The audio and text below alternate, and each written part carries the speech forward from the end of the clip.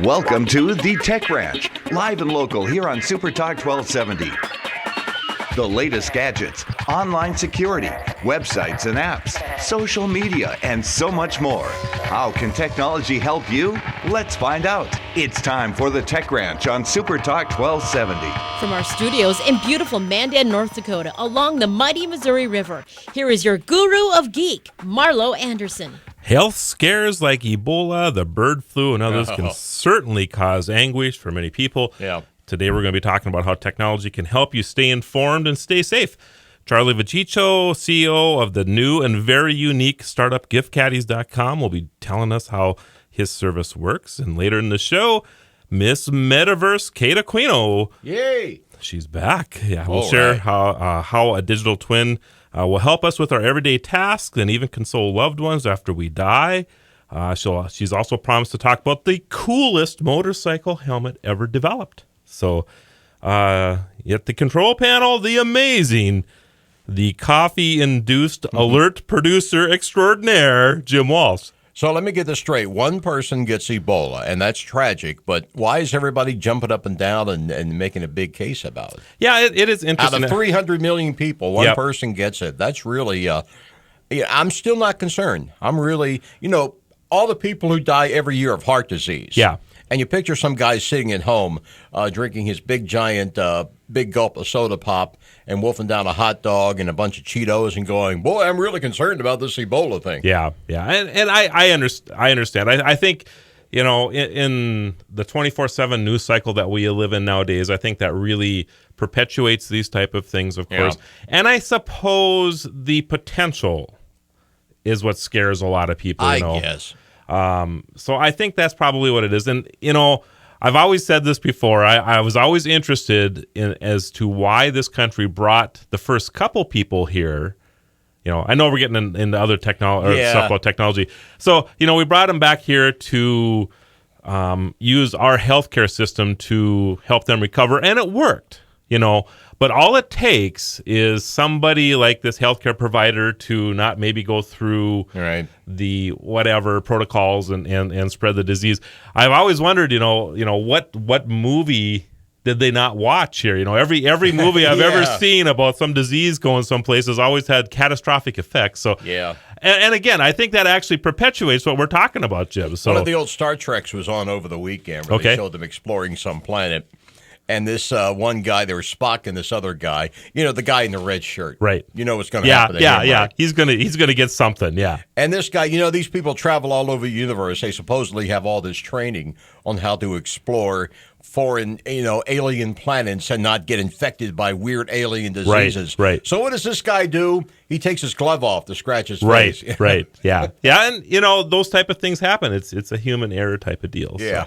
So anyway, I think there's a lot of hype over it, especially in this country. I'm hoping that'll go by. But, with that said, there are things that you can do, and I would probably be more concerned about the flu.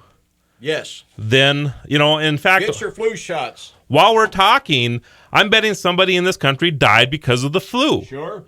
So you have to think about that. But there's some ways that you can track this stuff using technology. And believe it or not, Twitter is a great way to do that. You can actually, and Google's another one. People, when they start becoming ill, let's say they get flu viruses or whatever, people start Googling this stuff or they start tweeting about it. And you can create heat maps to show what's going on. So, for example, if you think there's a flu outbreak going on in your area, you can actually go on to Google. And Google actually has, if you go to google.org, not com, but .org/flu trends, it'll actually show you a heat map of all the different flu hotspots going on in the country right now, which I think is pretty cool. There's also healthmap.org/en. Of course, if you want to see it in French, you would /FR or whatever.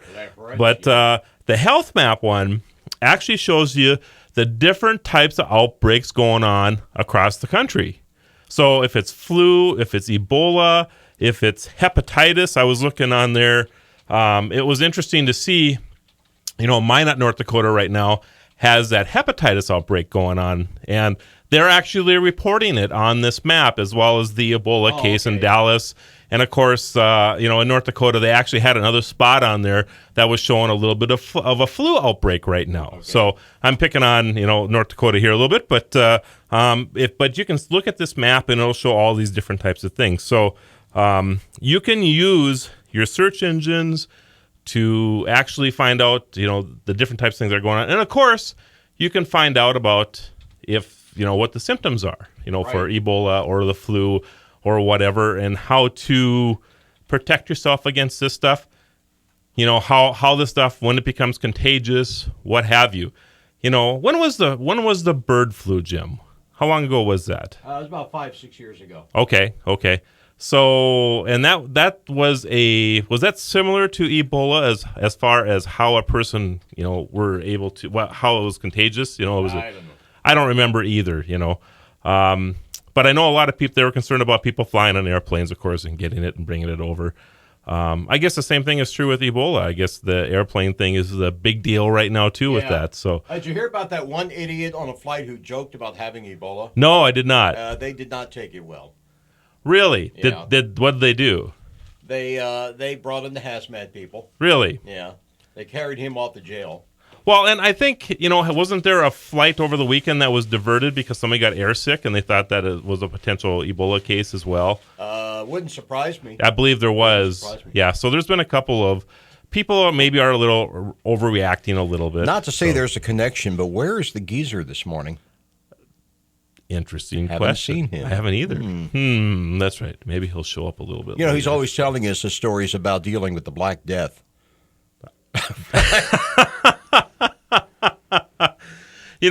That does kind of put things into perspective a little bit, doesn't it? When's the last time that the world overall has had what would be considered a catastrophic health risk? Probably after World War I, the Spanish flu, which wiped out millions of people worldwide right after the war. Right.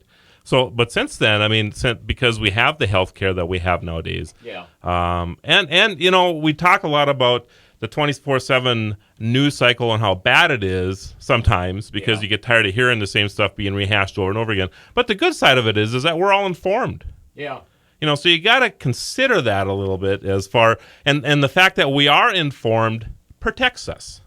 Yeah. In the best way possible. Real information is always a good thing. It is. It really is. Rumors or not, but information is good. Yep. So that in itself, and again, if you have any concerns about the current health or crisis or whatever you want to call it. I guess I wouldn't call it a crisis, Jim. No, let's not call it a crisis. It's because not a crisis, really. Although I guess not yet, anyway. Because it's leading the news for the last 3 or 4 days now, I guess one might consider it that way. I know a lot of people probably think it's that way. One person's died from it. They are talking about doing some screening at the Minneapolis airport. Okay. But I think that's just a precautionary measure. Well, I think they have some international flights that come. I think almost all major airports have international flights that come in. So, that would be a prudent thing to do.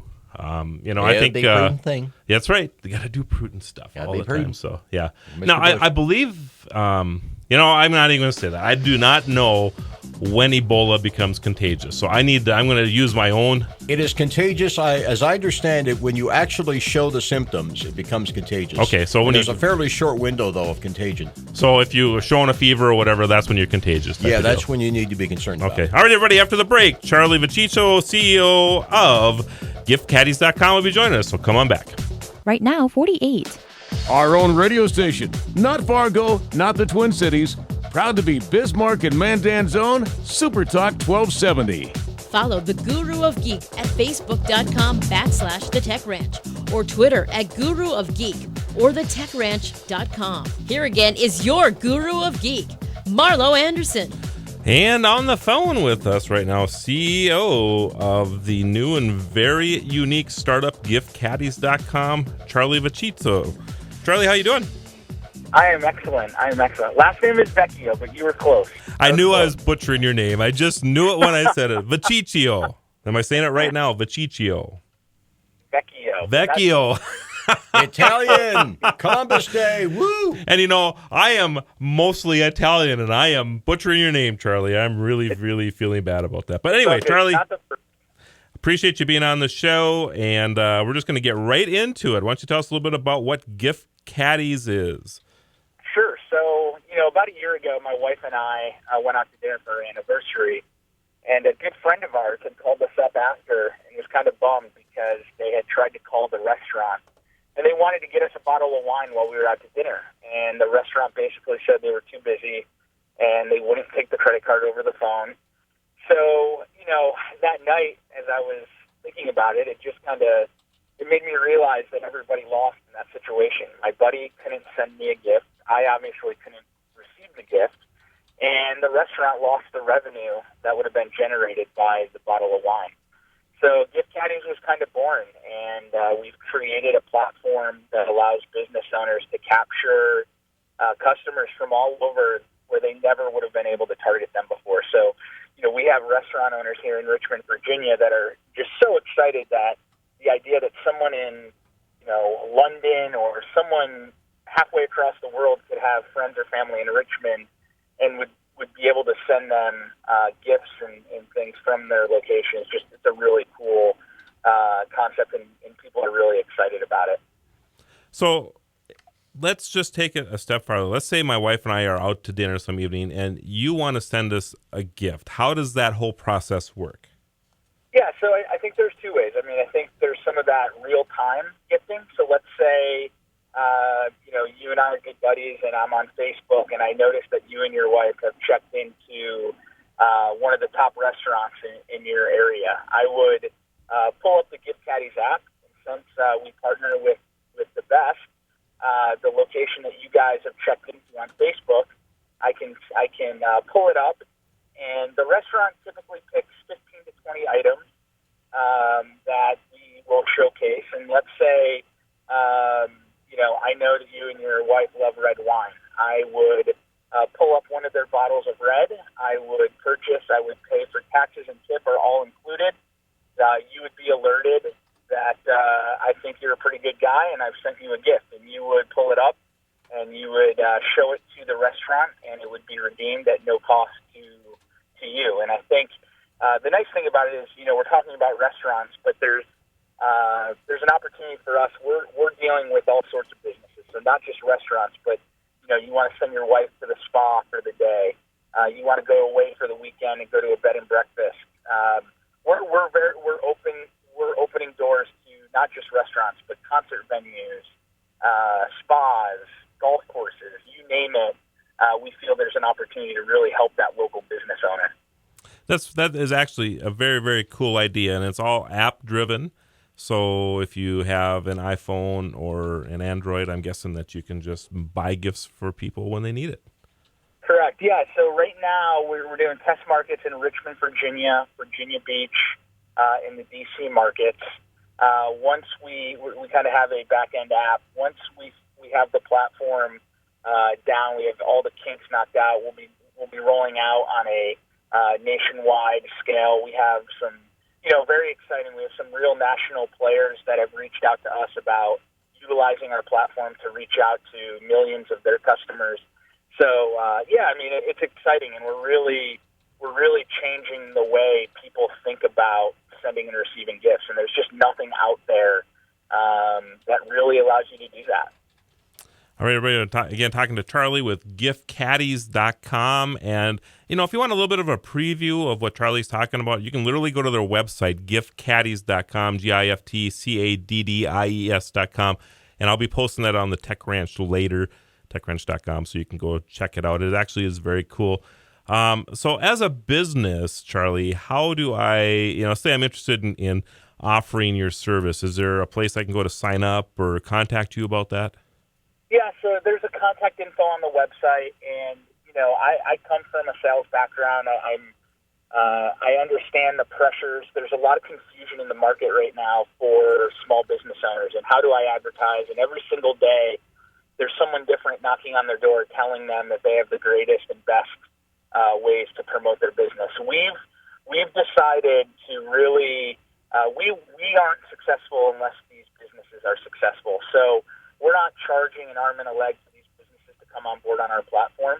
We charge a one-time fee. So there's a one-time fee depending on where you're located, but typically it's a or $100 fee to be an option, and that's for the whole year. So you have not a monthly fee; it's a one-time fee, gets you up on the platform, and then we do a revenue share. So like a Living Social and Groupon, where they're taking 50% of the revenue after they force you to discount your product. We let you keep your product 100%, and we're only taking 10%. So the restaurant keeps 90% of the revenue, the business keeps 90%, and then anything that comes in after is gravy for the business owner. So we do a revenue share. It's a one-time fee for them to get on board and really be an option, so that if someone in California has no idea what is in Virginia and they pull up the Gift Caddies app, you want to make sure that you're an option so that people can buy from your location 24/7. But we have local salespeople on the street that can get any business interested on the platform, and it's info@giftcaddies.com. And obviously, we're excited about the number of businesses that are just so excited to get on the platform. But that's the best way to reach out about getting your business on our platform. Okay, and again, everybody, that's giftcaddies.com, and again, I'll be posting that at the techranch.com as well. Charlie, a pleasure as usual, and let's check up with you in a couple months and see how progress is going for your new startup here. Awesome, thank you very much. I appreciate it. Thanks, Charlie. Take care. All right, Jim, what do you know about the Tesla? About the who? What? The Tesla? You know, the car?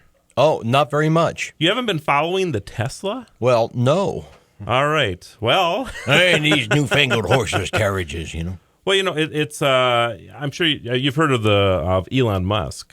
I'm assuming I've heard the name. Yes, he's one of the co-founders of PayPal. Right. He's with SpaceX, and started a company called Tesla, and it's a new car, an electric car that is basically up and coming, and they are just launching what they call the D.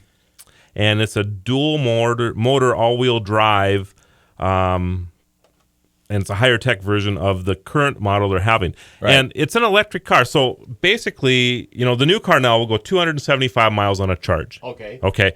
So not too bad. About what a tank of gas would be. Yeah, it's close to that now. Very close, So yes. so when you think about that, that one of the things about having an electric car, of course, is that a lot of people will say, well, you can't go as far. Well, 275 miles is pretty comparable to a tank of gas now. Yes. So, and then he's created, or Tesla has created, charging stations across the country now. So there are routes that you can take to drive cross country and charge your car. So that's a pretty cool deal too. I'm not sure if they're charging for the electric charge on that though. So I'll have to check into that. But this new car. One of my favorite topics in the world is autonomous vehicles. And if you're not familiar with autonomous vehicles, these are cars that in the future will literally drive themselves. So if you were out for an evening and maybe had one too many glasses of wine and you shouldn't be driving, you can tell your car to drive you home. Or if you're, taking a long trip and you don't want to be behind the wheel the whole time or concentrate on other things, you can do that because your vehicle will drive for you. And that's the cool thing with it. And there are vehicles out there, which, unfortunately, I am not privileged to speak about some of the cars that I have been in, but this technology already exists. I have been in cars that literally drive themselves. And, there's a lot of regulations that are stopping that from happening right now, but the car manufacturers are slowly moving forward with this technology. Well, anyway, Tesla has just launched this one. It's got an autopilot feature. And I'm just going to read from here. With the autopilot feature, drivers will not have to keep their hands on the steering wheel at all times. They won't be able to snooze or read emails on their way to work, but with the aid of sensors and cameras, they'll have a way to keep their car in its lane and maintain safe distances from other vehicles. So it'll actually change lanes for you. It'll let you. It also parks itself, which is kind of a cool deal, of course. A couple cars have that already. But when you're on private property, this is what's really cool. It can be summoned. Almost like an automated valet. So let's say you're coming out of the shopping mall and it's raining outside. Your car will be attached to your smartphone and you can summon your car and it'll drive right to the door, Jim. Yeah. How cool is that? Mm-hmm. So anyway, I just think that That's kind of the technology that's coming at us pretty shortly here. And just keep your eyes open on Tesla, because I really believe that they are really going to be taking the world by storm pretty shortly here. So, you've never heard of Tesla? Oh, I've heard of it, but okay. I don't have a whole lot of education on that particular subject. So this is an electric car, right? I'm just reading the specs. Yeah. 691 horsepower, 155 mile an hour top speed. Not too shabby. This is an electric car, people. This is crazy how good this car is. Can you run it through a car wash? That's a good question, isn't it? So, all right, everybody, after the break, Kate Aquino, Miss Metaverse, will be joining us. And she's got some great new things to talk to you about us. So come on back. Right now, 48. Get the app called Radio Pup for your iPhone and take us everywhere you go. Bismarck and Mandan's own Super Talk 1270. We're back to the Tech Ranch. Stream this program now at supertalk1270.com. Here is your guru of geek, Marlo Anderson. And a big thank you to all the people who are listening to us across the country and around the world on the Blueberry Network, the Tech Podcast Network. If it's tech, it's here. Yay! Yeah, we're now on Tuned In, which is very, very cool. And of course, we're on our own app, Radio Pup. Mm-hmm. I actually use that quite a bit now, Jim. Me too. I love it, actually. Yeah. Out cruising around. It works very well. Originally, it had some bugs in it, but they got that worked out. It works very nice. It works very well now. And what I like about it is that the quality, a lot of times these apps don't have the streaming quality. Radio Pup really, and I'm not bragging about what we have here, but I am very, very impressed with the sound quality of it. So we should say we had nothing to do with the development of Radio Pup. But we had all to do with the. I'm just kidding. No, okay, I'm just kidding. I'm just kidding. So. I'm not getting any money out of it. But anyway, it's they've done a real good job. They really have. They really have. So go check it out, everybody. On the phone for an extended interview today. We're very excited to have Miss Metaverse Kate Aquino. Kate, how you doing today? I'm doing well. Thank you for having me back. Hey, we're just excited. Well, you're actually becoming a regular on the show now, so we're just really, really excited to have you as part of the Tech Ranch. And so I've been teasing everybody for the last 2 days about digital twins, so let's just get right to it. What is a digital twin? Right. So a digital twin is the concept of, think about how we already use things on our phone, like if you have an Apple phone, you have Siri, right? Which is kind of like sort of like an artificial intelligence that we talk to the phone, and our phone has this synthetic voice, and it greets us. And if we press a button, we could speak to someone in quotes, and ask Siri, what movies are playing near me? And then all of a sudden, our smartphone will show us what movies are playing near us. And this kind of concept is going to evolve in the future into something known as a digital twin. And it's very likely that in the next few years, we're going to be able to start having our own virtual selves that our friends and family will be able to interact with even when we're gone. Interesting. So you expect like Siri and Google's equivalent, I call it Google Now, I guess, which is what I use, of course. And the same type of thing. I mean, I talk to it. I'll say text Kate, and it'll text you. I mean, it's just amazing what you can do with it now. And these are just basic things. I mean, if I want the weather, I just say Google weather, and it brings up the weather. And gotta love that. But you're thinking that this technology is actually going to become kind of like it'll adapt our personality. I mean, is that kind of what you're thinking here? Yes, because what we're seeing now with a lot of apps and things that we interact with every day is new systems are developing algorithms to be able to predict about who we are and how we interact with things. So basically, our technology in the near future will be able to know what we'd like to, do when we wake up. Most of us have some sort of a routine, right?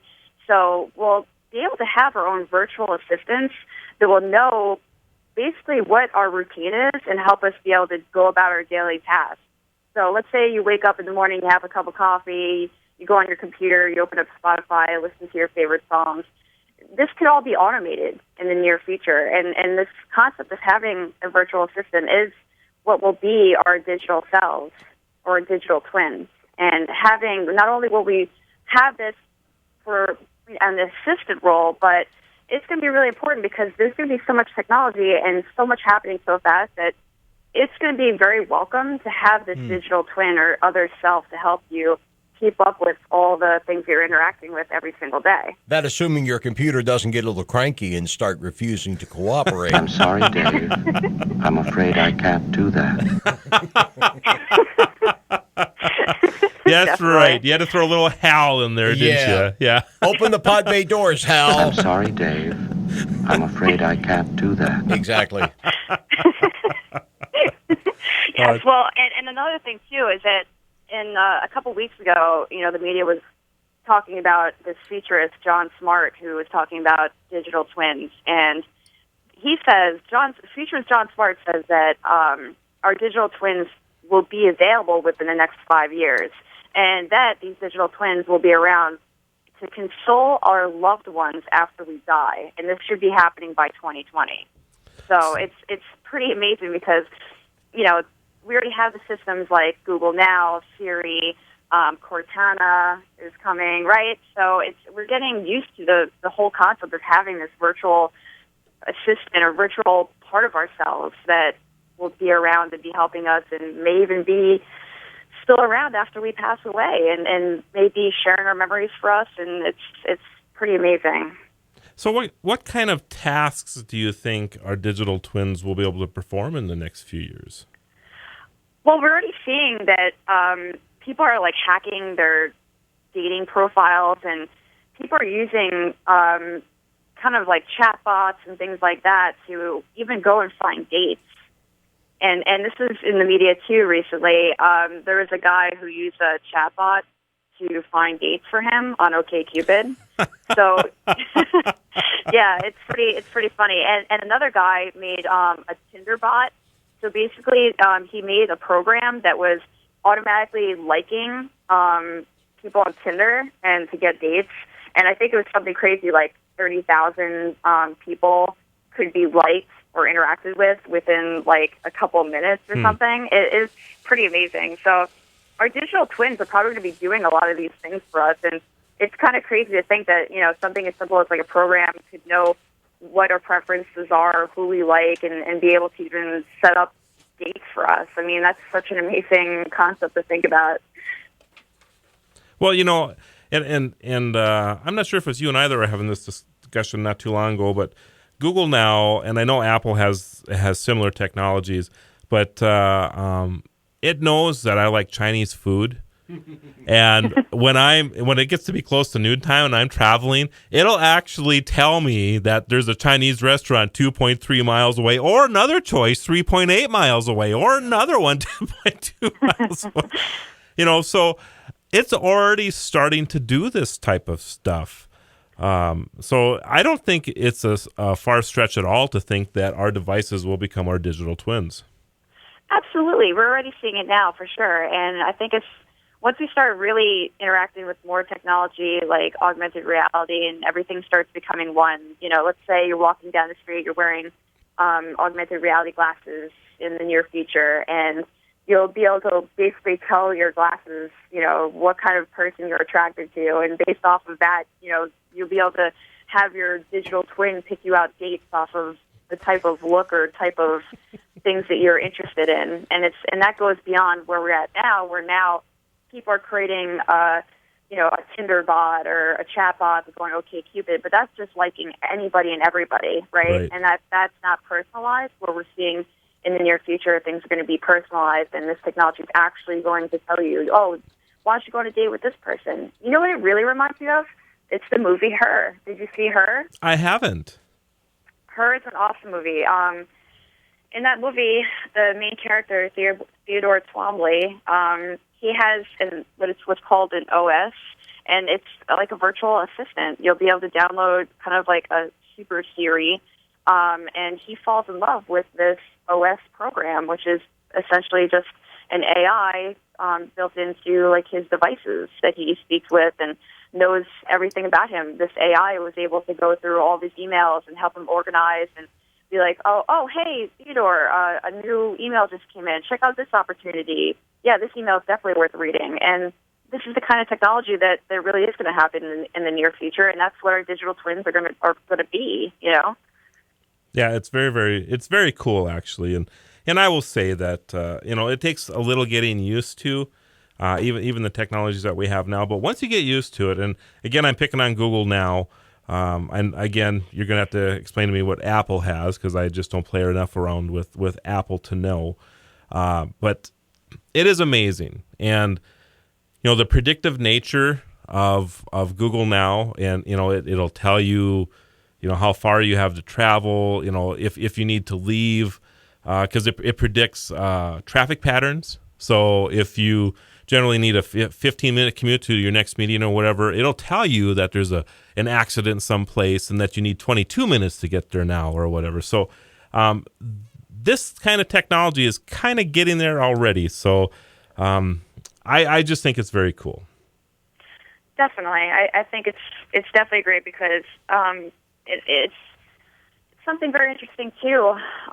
This type of technology might allow us to take care of things after we have passed away. We don't think about it, but when somebody dies now, you leave behind so much data and so much things are just left all of a sudden and just all over the place, like on your computers, your emails, all of your data is out there, and you'll be able to create a way to have your digital twin either speak to your family or, it's pretty amazing to think about that this technology will be able to know what your wishes would be after you pass on. So are you thinking that this actually will be a legal way to share your wishes with your loved ones? I think it might, yes. I really do, because if it becomes this advanced and we're able to control, what our wishes would be or, how we'd want our digital twin interact with friends, family, or even, legally in the future, then sure, why not? Yeah, very, very cool. So if somebody wants to know more information about digital twin, I know you've been posting about this. How do they read what you've been posting? Oh, definitely. I'm actually working on a new report on my website, which is futuristmm.com. Okay. And that's going to be about the future of AI, and that should be coming out this week. So definitely check back on my website, futuristmm.com. Okay. Yeah, definitely. All right. And after the break, everybody, Kate will continue our discussion, and she's promised me that she's going to talk about the coolest motorcycle helmet ever developed. So come on back. Right now, 54. Your news leader, weeknights at 6 and 10. Super Talk 1270. Follow the Guru of Geek everywhere he goes. Post your comments or questions at thetechranch.com. Once again, your Guru of Geek, Marlo Anderson. And joining us, Kate Aquino, Miss Metaverse. Kate, how are you doing still? Doing awesome. All right. I always got to hang in there through the commercial break, so I'm not quite sure how you preoccupy your time during that time. But, Jim and I just sip coffee and other caffeinated beverages. Yeah, we do, yeah. I was reading about the Cyborg Foundation. Oh, just casual reading. Yep. Yeah. Sorry. We'll have to talk about that sometime. So anyway, have you been following what Tesla just brought out? Yes. How cool is that? Yes. I was just, I've been reading about it here. Let's see. The specs. Did you look at the specs of this electric car? Yeah, it's pretty wild. It is wild. Okay, 691 horsepower. This is an electric car. Yeah. And the top speed of 155 miles an hour. Goes from 0 to 60 in 3.2 seconds. Amazing. That is amazing. So travels 275 miles between charges. And the car, the D, will cost between $75,000 to $120,000. So, it's up there in price. But as anything with technology, we know that will be coming down in the future. So, definitely, yeah. The Tesla SD is just really impressive. And I'm looking forward to seeing how Tesla's going to be expanding now that they're building the Gigafactory and everything. It's going to be awesome. Yeah, it really will be. Really will be. So. All right, so tell us a little bit about this motorcycle helmet. Right, so the Scully AR1 is a new motorcycle helmet that actually just wrapped up its funding on Indiegogo, and their goal was $250,000, and they raised $2.4 million through Unbelievable. crowdfunding. That's crazy. It really is. The campaign started on August 10th and it closed on October 9th. And it's an incredible helmet, and it's getting a lot of really great press. So this motorcycle helmet is the world's first smart motorcycle helmet in that it has heads-up display, a rear-view camera, and GPS navigation. So when you're actually looking, and as you're riding on your motorcycle, it has like a little box in the corner, and you can see behind you, you can see on the sides of you. It gives you the ability to see all around as you're riding, and also you're able to make phone calls. And it's just really, really, really incredible. It's really just taking the whole motorcycle industry to the next level. And I'm reading the specs here too, Katie. They actually have a 3D laser cut foam so that it actually fits your head. Right. One of the things when I talk about motorcycle enthusiasts is that they, helmets are always a big topic of conversation. Whether you wear them, whether you don't, that's always one topic. But of course, one of the reasons that people don't wear them is that either they're very uncomfortable, they get hot, of course, but the uncomfortable part of it, I think, is what it boils down to. And if you can have these things fit you and then give you all this technology with it, that's just a huge bonus. Yeah, they made it with this polycarbonate shell that's supposed to be really lightweight, so it's not, heavy and gunky and just sitting on your head. When you think of tech into anything, traditionally technology would weigh things down, but that's not the case with this helmet. It's actually supposed to be really light and comfortable. So it connects to your phone, gives you GPS navigation. So does it work just like regular GPS? Well, it'll tell you where to make turns and all that good stuff as well? Yeah, definitely. It seems to have a lot integrated. It's got Bluetooth, has internet connectivity via smartphone. It automatically downloads new features for you.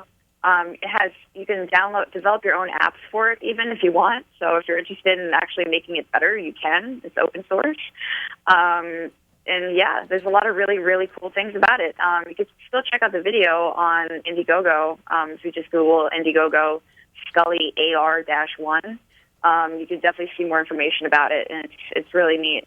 Or they can just go to your website too, Futurist MM, which is where I'm at right now, actually, checking it out here. So, so the other thing about it too that I'm seeing, and I'm just wondering, okay, so it's got the camera, it's got a panorama camera for the rear view. Are you able to record as well?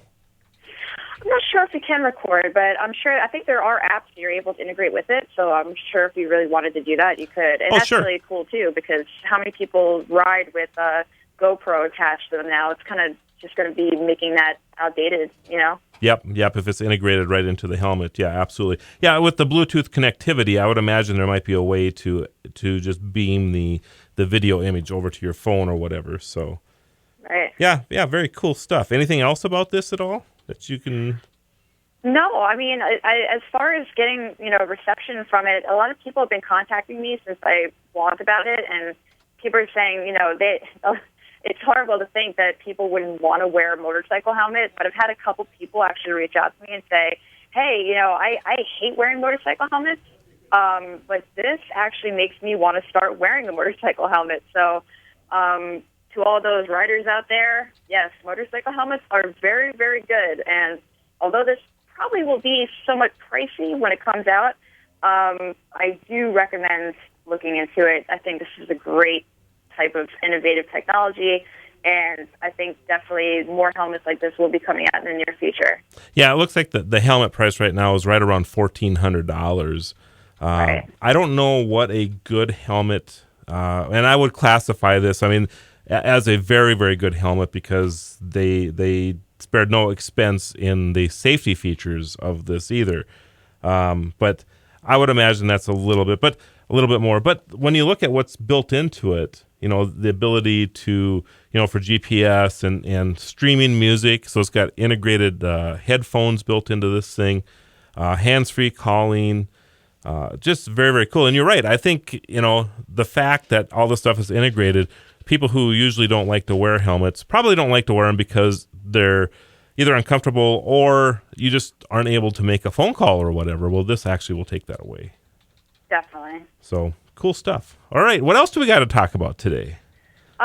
Let's talk about the Tesla Museum, because you were talking about Tesla Oh, yeah. before. Yeah. So here on Long Island, which is where I'm from, in New York, there's Nikola Tesla's final laboratory, which is called the Wardenclyffe Tower. Okay. It's out east on the eastern end of the North Shore of Long Island. And it's been sitting there for decades, just totally overgrown, totally just completely abandoned. I mean, growing up, I've never heard anybody talk about, a Tesla museum or anything. But there's actually been a Nikola Tesla museum out here, and it's just been sitting there, and there's nothing to do with it. So randomly, during the summer, there's a famous comic book artist named Oatmeal, and he had tweeted to Elon Musk about, hey, why don't we get this Tesla museum going? And Elon actually ended up calling Oatmeal, this comic book artist, and said, hey, this is a great idea. I'm going to donate $1 million to reopen this Nikola Tesla museum, and let's do this. And not only that, but he's also going to introduce a Tesla supercharger at the location as well. So I thought this was really neat. I was really excited to hear they're actually going to turn this into like a legit Nikola Tesla museum here on Long Island. And since then, actually about, I think it was a month ago when it launched, but now there's an Indiegogo campaign where you can buy a brick that you can have your name or whatever you want, your company logo, engraved on the brick, and the brick will be a part of this museum. Very cool. And I'm just reading some news reports too. Elon Musk also promised $1 million to the Tesla Museum. And I guess that would make a little bit of a sense since he owns Tesla cars. So, but yeah, that's pretty cool. It's very, very cool. Yeah. So you go to Indiegogo if you want to buy a brick to support the Tesla Museum, you can do that. If you Google it, just type in Tesla Museum, there's all kinds of places that come up, including the Indiegogo campaign as well. That might be even an easier way to get to it. Very first thing that comes up. So teslamuseum.us is also on here, so you can... Oh, I take that back. Somebody's trying to sell teslamuseum.us. Right. Never mind that. Yeah, I just gave a plug for that, so somebody's going to run out and buy that now. That's hilarious. So, yes. Okay. Anything else to wrap up the show here today? Yes, definitely. Well, not about the Nikola Tesla Museum. I mean, that's pretty much straightforward. I would recommend, though, seriously, it's such a great idea. Something as silly as getting a brick for this type of museum might seem kind of not super cool, but before my dad passed away when I was 21, and I didn't really realize it at the time, but we went to Epcot, and he got our picture engraved on this structure that was right outside Epcot when you first walk in. And now that he passed away, it's like I go back there and I just have these memories of our vacations at Epcot and things like that, and it's really sweet. So if you have a family, you might want to consider getting this brick at the museum because it's something that your kids can remember you buy, and it's got science and technology and everything, and it might be really sweet to do. And to get a brick, it's $125, and the donations go towards this new museum. So, you might want to consider it. Sure. And that's about it on that subject. That's cool. And you actually have a link to it from your website as well, futuristmm.com. So, believe it or not, Kate, that is the end of the show. Oh, no! So you'll have to save what you were going to talk about next for the next show. Really appreciate you being on the Tech Ranch, and I'm sure you and I will be catching up during the week here. So have a great week, Kate. Yes, you too. All right, thanks. And all right, everybody, thanks for joining us today on the Tech Ranch, and we'll see you again next week. I'm sorry, Dave. I'm afraid I can't do that.